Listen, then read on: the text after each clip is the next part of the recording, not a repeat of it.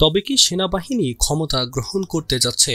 আবারও কি আরও একটি ১/১১ আসতে যাচ্ছে? উপদেষ্টা নাহিদ ইসলামের একটি ফেসবুক পোস্ট যা দেশের চলমান রাজনীতিতে আবারও গরম করে তুলেছে।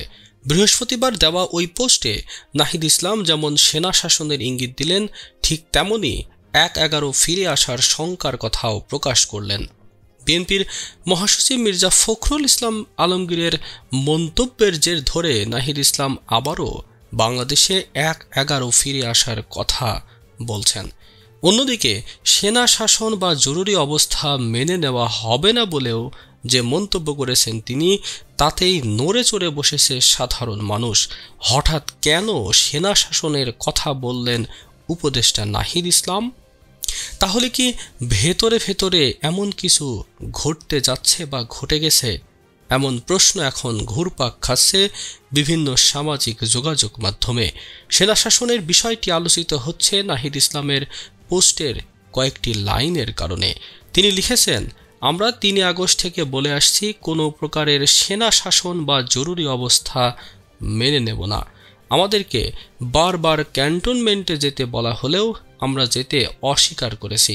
শেষ পর্যন্ত বঙ্গভবনে আলোচনা ও বার্গেনিংয়ের মাধ্যমে ডক্টর ইউনূসকে প্রধান করে অন্তর্বর্তী সরকার গঠনের সিদ্ধান্ত হয়। হাসিনা সরকার পতনের ৫ মাস পরে সে পুরনো কথা বলতে গিয়ে ফের সবাইকে সেনা শাসনে তাদের রাজি না হওয়ার বিষয়টি মনে করিয়ে দেওয়ার কারণ কি? তাহলে কি সেরকমের কোনো ঘটনা ঘটার সম্ভাবনা রয়েছে?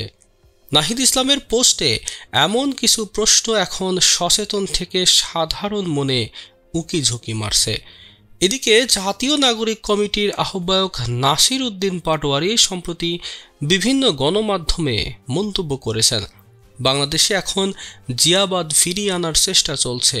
জিয়াউর রহমান তথা বিএনপিকে নিয়ে নাসির উদ্দিন পাটোয়ারির এমন মন্তব্য নিশ্চিত করেছে যে দলটির সাথে সমন্বয়কদের দূরত্ব ক্রমশ বাড়ছে।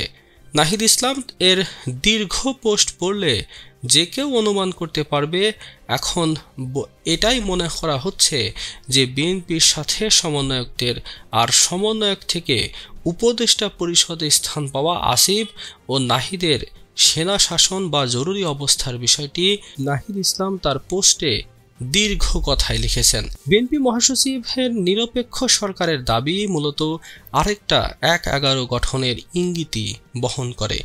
১/১১ বন্দোবস্ত থেকেই আওয়ামী ফ্যাসিজমের উত্থান ঘটেছিল। বিএনপি মহাসচিবের মন্তব্যে সামনে আরেকটা ১/১১ সরকার, সংসদীয় সংখ্যাগরিষ্ঠতা ও নতজানু পররাষ্ট্রনীতির ধারাবাহিকতা ও গুম, খুন ও জুলাই হত্যাকাণ্ডের বিচার না হওয়ার আলামতি রয়েছে। ছাত্র এবং অভ্যুত্থানের নেতৃত্বকে মাইনাস করার পরিকল্পনা ৫ আগস্ট থেকে শুরু হয়েছে। ৫ আগস্ট যখন ছাত্র জনতা রাজপথে লড়াই করছে, ঠিক সেই মুহূর্তে পুলিশ গুলি চালাচ্ছে। তখন আমাদের আপোষকামী অনেক জাতীয় নেতৃবৃন্দ ক্যান্টনমেন্টে জনগণকে বাদ দিয়ে নতুন সরকার করার পরিকল্পনায় ব্যস্ত ছিলেন। অনেকে ছাত্রদের কথা বলেছেন সেখানে। আমরা চেয়েছিলাম ফ্যাসিবাদ বিরোধী রাজনৈতিক দলগুলো ও নাগরিক সমাজের সমন্বয়ে একটি জাতীয় সরকার। জাতীয় সরকার হলে ছাত্রদের হয়তো সরকারে আসার কোনো প্রয়োজনই ছিল না। জাতীয় সরকার অনেকদিন স্থায়ী হবে এটা বিবেচনায় নিয়ে বিএনপি জাতীয় সরকারে রাজি হয়নি। কিন্তু অভ্যুত্থানের পরেই দেশের জাতীয় সরকারের প্রয়োজনীয়তা সবচেয়ে বেশি ছিল। অথচ বিএনপি জাতীয় সরকারের কথা বলছে সামনের নির্বাচনের পর। ছাত্ররা এই সরকারের এবং বিদ্যমান বাস্তবতার একমাত্র ফ্যাক্টর, যেখানে ১/১১ সরকার থেকে বর্তমান সরকারকে সম্পূর্ণভাবে আলাদা করে বিএনপি কয়েকদিন আগে মাইনাসের আলোচনা করলেও এখন ক্ষমতায় যাওয়ার পথ সুগম করার জন্য নিরপেক্ষ সরকারের নামে আরেকটি ১/১১ সরকারের প্রস্তাবনা করছে।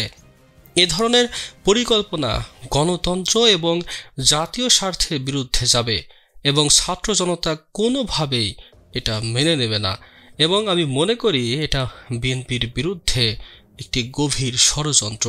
আর এই সরকার জাতীয় সরকার না হলেও আন্দোলনের সব পক্ষই অংশীদারিত্ব রয়েছে এবং সব পক্ষই নানান সুবিধা ভোগ করছে।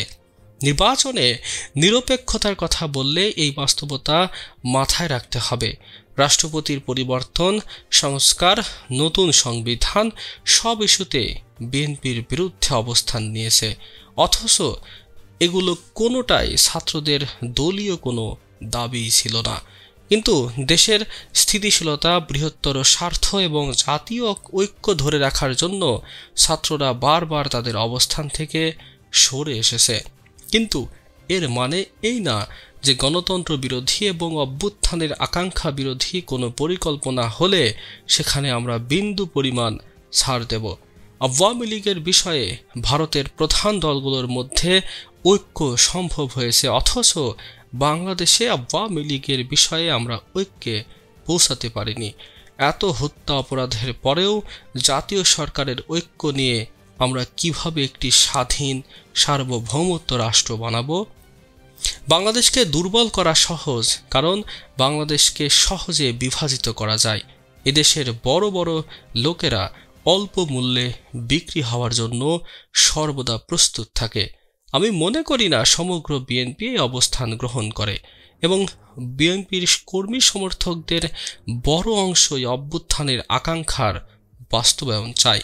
বিএনপির দেশপ্রেমিক এবং ত্যাগী নেতৃত্বকে আহ্বান করব, ছাত্র জনতার অভ্যুত্থানের বিরুদ্ধে না গিয়ে ছাত্র জনতার সাথে বৃহত্তর ঐক্য ও সংহতির পথ বেছে নিন।